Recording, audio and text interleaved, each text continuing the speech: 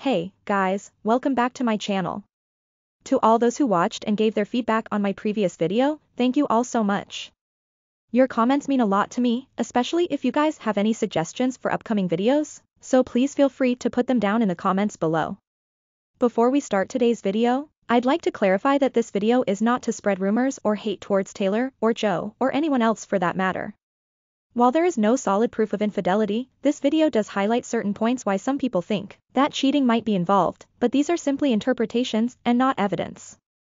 Again, the message we've been given is that they split amicably, and that is exactly what I'll assume unless proven otherwise. That being said, let's get into it. So, it's been 2.5 months since Taylor Swift and Joe Alwyn broke up, and since then, they both have been up to their different activities.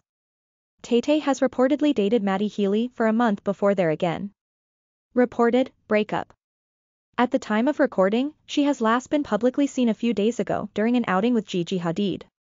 What is really wholesome here is that when pics of this came out, her fans took to social media to express how happy they were to see her truly enjoying herself with her friends between her hectic schedule. Meanwhile, Joe hasn't made many public appearances since then, possibly explained by the huge backlash he's been receiving left and right. It all started when in April, soon after the split, a rumor started that he was cheating on Taylor with his co-star in the upcoming movie, The Brutalist, Emma Laird. I cannot emphasize enough that this was a rumor, but as expected, Emma is receiving truckloads of hate and toxic negativity from Taylor's fandom on her Instagram handle, details of which we'll get back to in a bit. First, let's see the reason behind this entire hue and cry. She posted a photo of a smiling Joe Alwyn. Among the 9 pictures in her Moments in March post is one of Joe standing next to a green scooter. The comments on that post have been deleted now. Comments on her newer posts since then, too, have either been disabled or restricted, so she has started getting hate on her previous posts. And by hate I mean poison, if it could be converted to words and fed to the other person. Some targeted posts of hers are more than a year old too. This was taken even further when the tracklist of Speak Now Taylor's version was revealed, which included a vault track, When Emma Falls in Love. Other accusations on Emma are that she is trying to use Taylor Swift's boyfriend for clout even if they didn't have an affair, since she is a lot less popular than both Joe and Taylor. It is as if her popularity doubled, tripled even after this entire rumor. Even if it is a load of bad publicity, people believe she knows that a lot of Swifties will actually defend her as a hapless victim who has been roped into the entire drama, creating sympathy for her in the minds of her potential audience in the future for her feature film debut in September this year. She would let this go on for a few months till just before her film releases. Next, all she has to do is speak out in favor of Taylor Swift and be lauded for being strong, brave and whatnot. Her popularity would then increase even more and she'd get fame and media attention quicker than ever, by milking the situation as per her requirements. Now, the aforementioned arguments are quite delusional, because first and foremost, the toxicity directed towards her far outweighs the sympathy or defense she deservedly gets. I know next to nothing about the acting industry, but even I can say, no new actor benefits from thousands of people attacking them and slamming them for stuff they possibly never had a hand in. In general, if the situation goes too far, the actor's reputation is tarnished and producers would reconsider giving them a role in upcoming projects, keeping the movie's interests in mind. In Emma's case, it is likely she would lose more than gain from this entire drama. It is not her first time acting, she has past experience in the industry. If this never happened, she would likely grow her acting career over time just fine.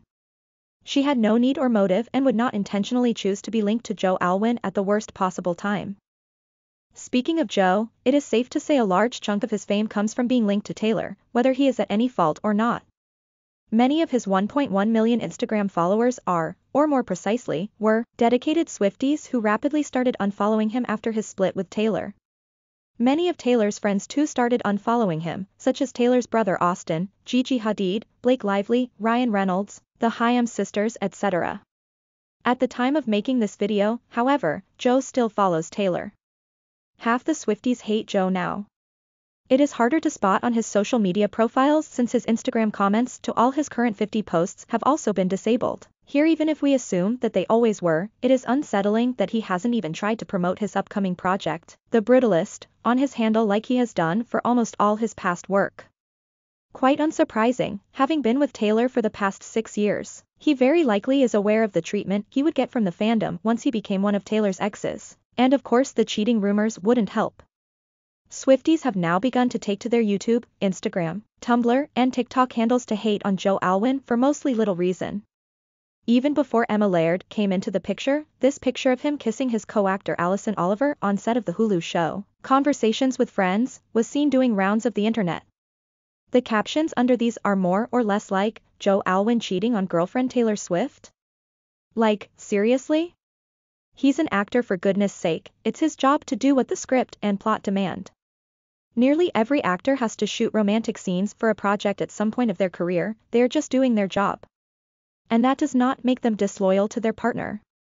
Some others hold the opinion that Joe was with Taylor simply to boost his fame and income, while hiding that in the guise of not liking publicity.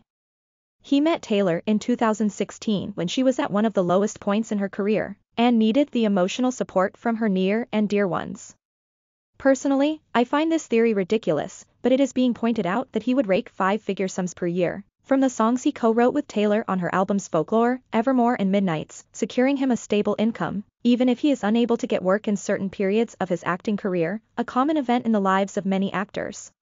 After 6 years, however, he got bored of her and cheated, conveniently with a co-star, so it would be difficult to pinpoint it. Taylor then found out, and broke up with him. This wild theory is further supported by the fact that Taylor performed You're Not Sorry after the breakup as one of her surprise songs. Wilder than this theory though, is the overwhelming support for it using so-called evidence to back it up and attack Joe. For example, when the breakup was announced, Taylor deleted the explanation for the Midnight song Lavender Haze in which she mentioned her relationship with him. This is that video. And I think a lot of people have to deal with this now, not just like quote-unquote public figures, because we live in the era of social media, and if the world finds out that you're in love with somebody, they're gonna weigh in on it. Like my relationship for 6 years, we've had to dodge weird rumors, tabloid stuff, and we just ignore it. And so this song is sort of about the act of ignoring that stuff to protect the real stuff.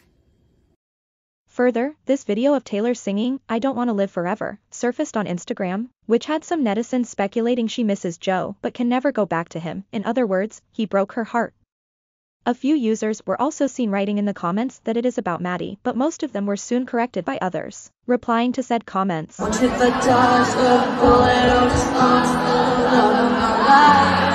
Oh, baby, I feel crazy all night, and every day. Then, another event from the Eras tour a few days after the breakup announcement created little waves. Taylor showing a loser sign to Lover era. Now, the 2019 Lover album has many love songs she wrote, based on her blissful experiences with Joe Alwyn. There are speculations based on this, that Joe probably cheated on her, making her feel deep chagrin that she ever trusted him and loved him so. Now, while it is true she did so on stage, this is a bit misleading for several reasons. First things first, she did so to Fearless and Red Eras too, and it is a part of the Reputation album that it represents a turnover or changing point for Taylor. In Look What You Made Me Do, she mocked and symbolically killed off her previous versions. If Reputation was a person, it would also go around mocking the previous eras of Taylor. Second, Reputation itself has many love songs too, which Taylor writes keeping her relationship with Joe in hindsight, especially Call It What You Want. Third, Taylor is a professional performer. While it is difficult to control one's tears while singing and playing at the same time, she would not want to display her feelings about her past self on stage, purely out of impulse to do so, in front of thousands of her fans. It is very likely she was simply playing the part of Reputation era at that instant, and so, this cannot be considered evidence of Joe's infidelity. And now, ladies and gentlemen, let's discuss the main root of this entire rumors and speculations issue. Sources. And I'm not even kidding. One will tell you Joe is relieved to be free of the relationship. Another says he is distraught upon her moving on and is focused on working upon himself. A third will claim he is clear that he will never even consider being with her again. According to a fourth, he is just weirded out by Taylor's choice for a rebound but is furious about the song he believes is written about him. And these are everywhere. Nearly every source adds something or the other and spins its own version of the story. When in real life, nothing has actually been confirmed from Joe's side, or Taylor's, or Emma's. Yet these spread like wildfire and give rise to new rumors, which can then get backed up by events in real life that unfold, even if they have nothing to do with that context. For example, some random person upon seeing the photos of Taylor and Diana Agron together may post that they look great together, and could be in a romantic relationship. Others may add to this wild thread by stating that they actually were quite often photographed together for a period of 2 years. It may then surface that Diana was also one of the inspirations of Taylor's Red single, 22. Such factors may lead to heavy speculations in the media that they are in fact dating. As crazy as this example sounds, it has actually happened, way back in 2011 to 2012. It was only cleared up when Diana responded to the rumor and clarified there was no such thing involved. Diana is not the only friend Taylor has been rumored to have dated. There is actually a full page on the internet detailing a timeline of her rumored relationship with her friend Karlie Kloss, the points on which look somewhat like this. Personally speaking, it is beyond my understanding how some Swifties still ship Taylor and why. Taylor then issued this statement against media speculations on her rumored romantic relationships with her friends.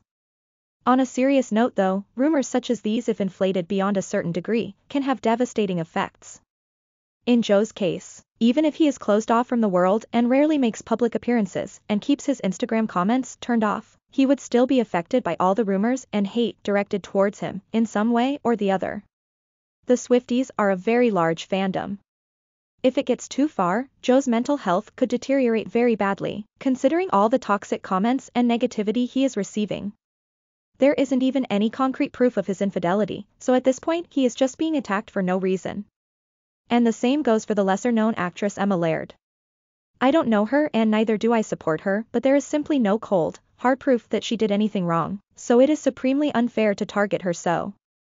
Until Taylor or Joe clarify something, nothing can be concretely assumed or worse, used to slam one of the people involved. Again, I'd request you all to take a few seconds and call out anyone you see doing so, and pass on the message. That's it for this video. I hope to see you all soon in the next one. Also, to all those who watched my last video and subscribed, thank you so much. It takes a lot of work to make these videos, and your love and support makes quite a difference.